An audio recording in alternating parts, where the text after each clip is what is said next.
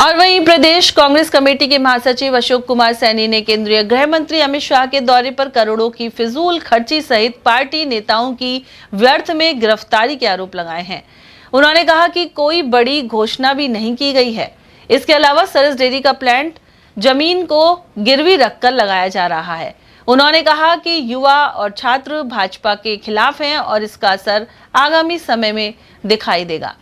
ये पूरे अलवर नहीं, पास के स्टेटों के भी लोग बाग आए थे, चाहे हरियाणा का हो, यूपी को, और पूरा राजस्थान तो था ही।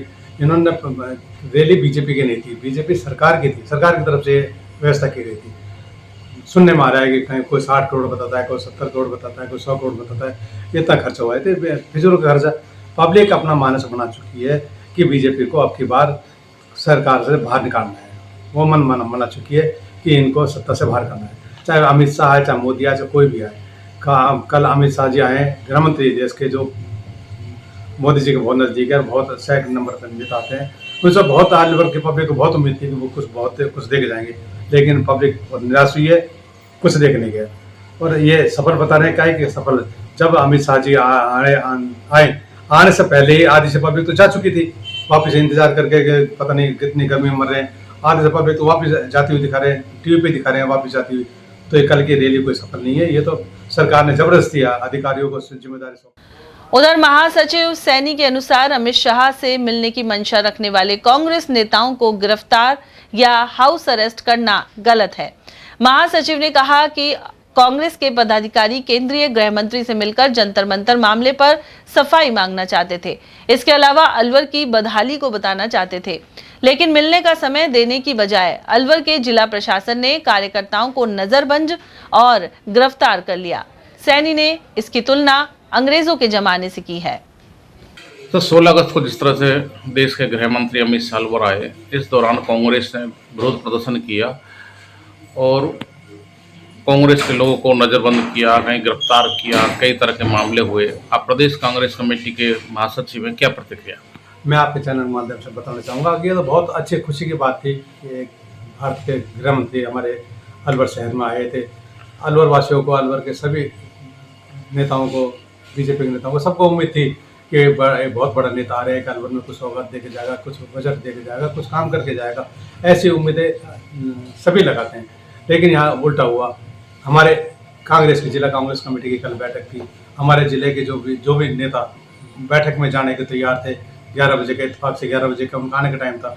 हमारे कुछ साथी ऐसे थे जो घरों से अपन निकल रहे थे, उनको घरों में वहीं कैद कर दिया। कुछ ऐसे थे कि जिला कांग्रेस कमेटी के बाहर निकल करके कलेक्टर को ज्ञापन देने के लिए बाहर निकले थे, उनको वहीं पे गिरफ्तार कर लिया। ये ऐसे गुलामी की तरह से क्यों? ये तो उन्होंने देश आज़ाद नहीं हुआ 1947 से पहले की याद दिला दी अंग्रेजों की। वो अंग्रेज इस तरह से करते थे, जहाँ है उनको वहीं कुचल दो, आज पिछुआ आगे मत बढ़ने दो।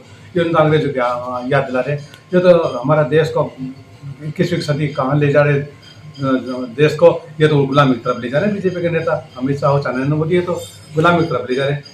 हमारा संविधान हमको ये अधिकार देता है कि हम हमारी बातों को शांतिपूर्ण तरीके से कहीं भी रख सकते हैं, कहीं भी हम शांति से धरना प्रदर्शन कर सकते हैं, आंदोलन कर सकते हैं।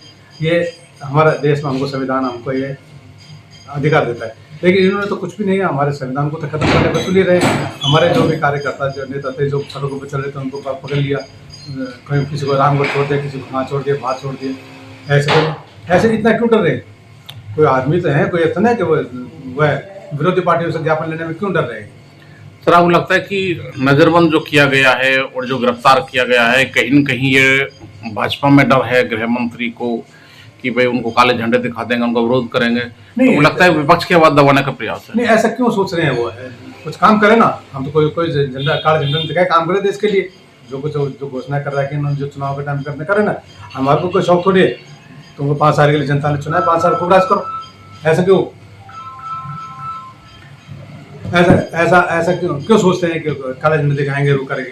तो इसका मतलब तुम्हें काम चोर हो, तुम काम नहीं करना चाहते, पब्लिक से जवाब है कि हम। सर, कांग्रेस के लोगों का कहना था कि जो दिल्ली में जंतर मंतर पर कार्रवाई की छात्रों को और युवाओं को, तो उस पर जो गोली चलाई कार्रवाई की, उसके लिए अमित शाह जिम्मेदार हैं, तो उसके लिए जवाब दे और माफी मांगे। पर्टिकुलर अमित शाह कोई जिम्मेदार नहीं, गृह मंत्री जिम्मेदार है। गृह मंत्री आज अमित शाह है, इसलिए वो जिम्मेदार है। गृह मंत्री कोई भी होता वो जिम्मेदार था। आज की तारीख में गृह मंत्री अमित शाह बैठे हुए, तो उसकी जिम्मेदारी है। क्यों बच्चों पर क्या मांग रहे थे बच्चे हमारे? जो उनको लाठीचार्ज करा उनको गोली चलाई गई थी।